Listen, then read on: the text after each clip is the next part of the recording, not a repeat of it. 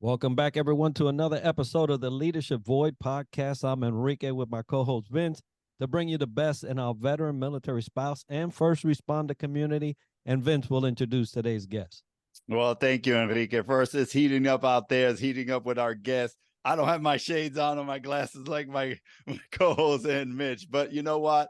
It's just awesome to have great guests on our show. Mitch Reed is here. He's the CEO and president of UKnightedXP Inc. from Crestview, Fort Walton Beach, Dustin area here right in Florida. Mitch, welcome to the show. Start off, tell us a little bit about you. Hey, good morning. Thank you. Yeah, so Mitch Reed, currently CEO and founder of UKnightedXP. We're a 501c3 charity where we advance the world through gaming, education, and charity. I medically retired from the Army in 2020, currently serve as a government civilian for a test unit. And I have a wonderful, beautiful wife and kids, of family of 6, so 4 kiddos, and a small farm LLC. So we stay pretty busy. Yeah, you were just talking about the smallness of that farm, and folks, it's not that small, but he's modest, so we'll take that. But tell us a little bit more about the UKnightedXP. Sure. So we started in 2018, and it all started, really was inspired by Hurricane Michael. Hurricane Michael devastated Northwest Florida, and I was actually at Fort Sill, Oklahoma at the time, and still active duty. And I thought to myself, I wonder if there's a way we could activate and galvanize a community to respond in a way that's kind of fun, that's scalable. And so we decided to, do a shout out on social media and say, hey, if you play games with your family or people, or you just want to hang out with other like-minded folks that play games, board games, trading card games, tabletop, desktop, doesn't matter. Just come and join us. We're gonna meet these other charities at a local exchange point, and we'll go out and help the community and fulfill the work orders that nobody else wants to fulfill, and those in need especially. And we did $250,000 of work orders in 7 days of doing that. It ended up being incredible and inspired us to create what is now UKnightedXP. Wow, that's amazing. Mitch, let me just share, Hurricane Michael came, but Mitch came along the way as well with the company to galvanize, as you said, the community. So love what you're doing. So question here, how do you decide to give back to the community, or as an entrepreneur, what challenges or lessons learned you love to share with our audience today? I think it first started with making sure we understood our purpose and our mission. What is it we're going to do? What's our mission? And then making sure we achieve that shared understanding, so that when we create a team, the team understands what they're doing and why they're doing it. For us, we've always, I personally grew up with gaming things, whether it was playing trading card games or playing on a console or a computer game, and the community around it, though, was always just incredible. A lot of great people of all walks of life, of all professions and backgrounds. And as a veteran, as someone that's deployed a little bit, I learned while deployed, gaming was able to connect people in ways that nothing else really could connect. And it would just help bridge people together in ways that were creative. It was fun. It was almost organic and intuitive. And so we were thinking, how do we bridge that, and if we were to create this organization focused on that, how could we sustain it? How would we raise money? How would we get stakeholders, interested in it that maybe didn't understand gaming that well, or maybe they weren't gamers, right? At the end of the day, what we learned was that what we were becoming was modern anthropologists. We were just simply learning how to communicate to people and how to build modern community. And so for me, because we focused on people and community, everything else fell into place. And it's so important to invest in communities, especially building, right? I think right now, if we could use anything in America, is to build our communities from the ground up. And sometimes it's needed, but I think that is a wonderful endeavor. So tell us what's on the horizon for UKnightedXP.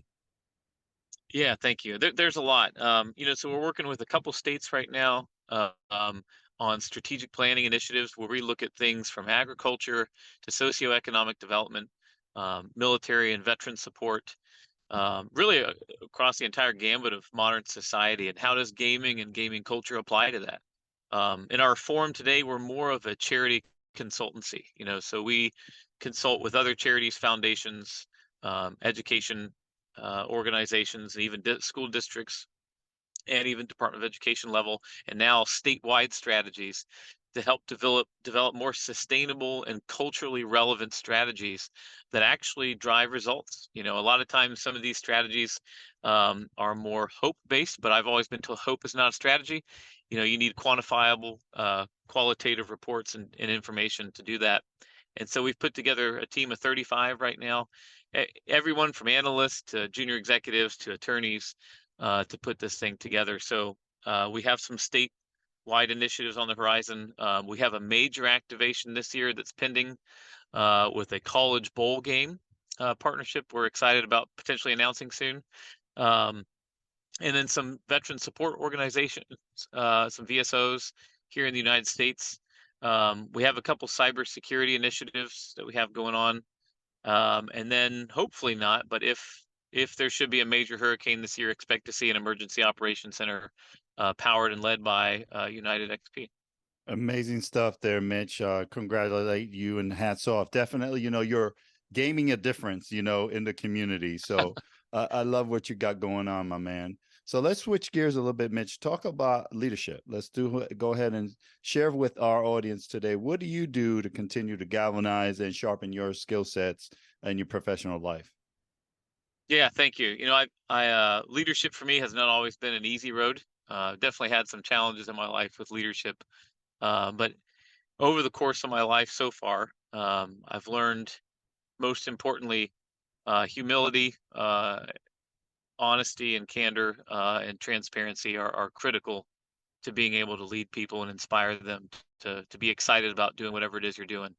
For me, my goal is just to get people excited, so that their desire is to do the mission, to do what we're trying to do, which is we're trying to build community, we're trying to build sustainability in our economy, and we're trying to do it in a way that's intrinsic, to people, something that comes naturally to them, and to communicate really complex objectives to people and to relate it to them. And so a lot of my time and passion and energy is just hyping people up and getting them excited and letting them know how important they are, and building them up.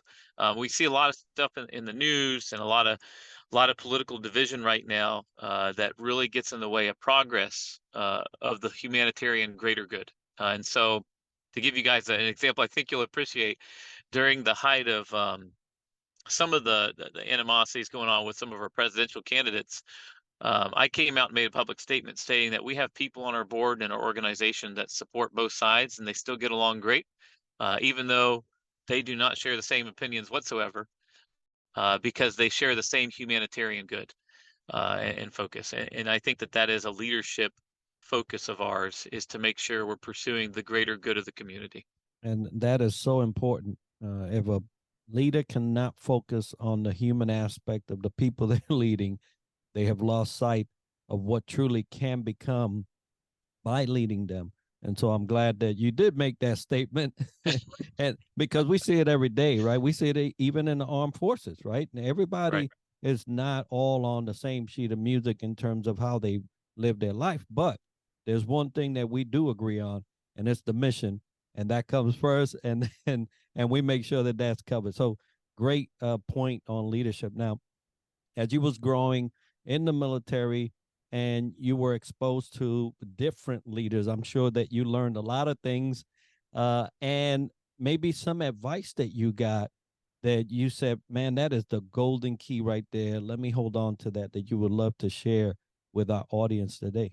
One of the biggest things I learned in the military from one of my leaders was, your ability to influence and lead is not so much about you as an individual as it is your peers and your network, which is a reflection of the fruits of your labor, and your actions as a person, and your commitment to building that network.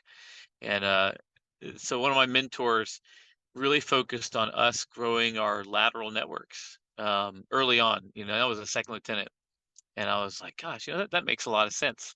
And concurrent to that, though, I had a more junior leader that gave me some bad advice, concurrent to that great advice. And he was more concerned with likership, right, than leadership. And I never liked it. And he told me one day, he's like, Mitch, sometimes you're just not very likable. And I was like, what does that mean? And then I had another leader give me great advice saying, hey, you need to focus on building relationships and building a network, not because you're trying to just network, but because you genuinely want to meet people and because you want to have a genuine network. And he said, someday that network will be what makes you successful as a commander. Uh, um, and I was like, that makes sense to me. So that's the advice I went with. I went against the likership model. Didn't make me popular sometimes because I was always very honest about our programs and about what we needed to ensure people had the resources they needed. So. No, I love it. You spoke about candor and being honest way up front and transparency. It's not about likership, it's about leadership, right? So That's correct. I definitely love that, Mitch, that you shared. Also love to hear from you a memorable leadership aha moment that you love to share with our audience as well. Yeah. One of my favorite ones, I found myself, it was just a difficult situation, and I was trying to figure out what happened. And again, back to this whole transparency, honesty thing.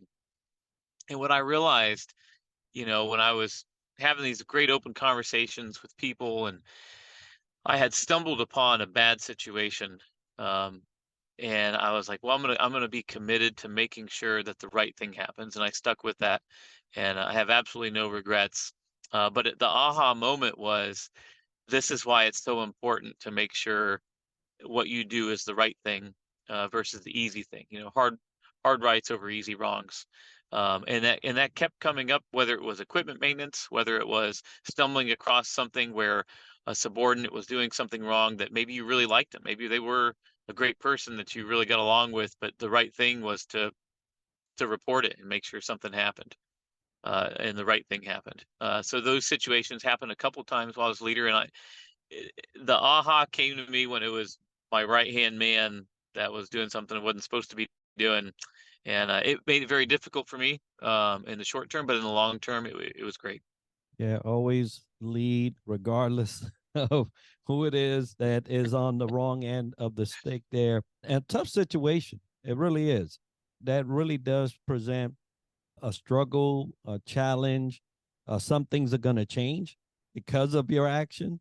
And so, what are certain strategies that you use when those times come, those times of challenge and change? And even sometimes your seniors, much senior to you, wouldn't agree. And as long as I believed in the principle, right, of it, and just making sure that I held my integrity. And you got to have off time. You got to be able to take time to reset, take time to think, to meditate, to make sure that what you're doing is the right thing. Because sometimes in the middle of a situation like that, it's hard, to maintain focus, to continue to lead, even if it doesn't seem like it's going well. If it's the right thing and you're being honest and you know what the right thing to do is, stick with it. But you need to find ways to replenish yourself. You got to get some good sleep. Don't stop exercising. Um, commit to your routines, the things that you can manage. And as cheesy as it is, me personally, I know everyone's got their own beliefs, but I kind of stuck with the serenity prayer on this one. I kind of accepted the things I couldn't change, but the courage to change the things that I could, and then of course the wisdom to know the difference. And that very much applied throughout my career and today. You know, when I encounter difficult situations like that, I have to take a step back instead of talking. I go into listen mode, and then I make sure that what I am going to act on and execute on, or make a decision on, or revise a policy on, that it really truly is the right thing. I definitely love, the strategies, the advice, having that clarity is so important before you execute, because if not, things will go awry. Then you don't want to be that likership. You want to definitely deal with that leadership and have that integrity. So great advice, great strategies. Love everything you're doing, Mitch. Now, for the folks listening in, how do they call you or contact you or find out about UKnightedXP Inc.? Sure, I appreciate you asking. So you can check out the website. We have some on there. A little bit of our team, about half of our team doesn't list itself. We have a lot of Benevity partners that help us too. But you can find us at https://www.uk UKnightedXP.org. And so that's UKnightedXP.org. Outstanding. And folks, we're going to have that as part of the show notes and video so you can get a hold of Mitch and United XP. And if you want to get a hold of us at the Leadership Void Podcast, the leadershipvoid@gmail.com is where you'll send that correspondence. If you have a specific leadership topic you would like Vince and I to cover, that's where you'll send that request. Or if you have a guest speaker that you would like featured on the podcast, you'll send that there as well. Also, we want to thank our sponsors, Triple Nickel, VEI, and FAVOB for being our wonderful sponsors. But today is all about United XP Inc. and Mitch Reed. So, Mitch, thank you very much for being on our show and have a great day. Thank you guys for having me.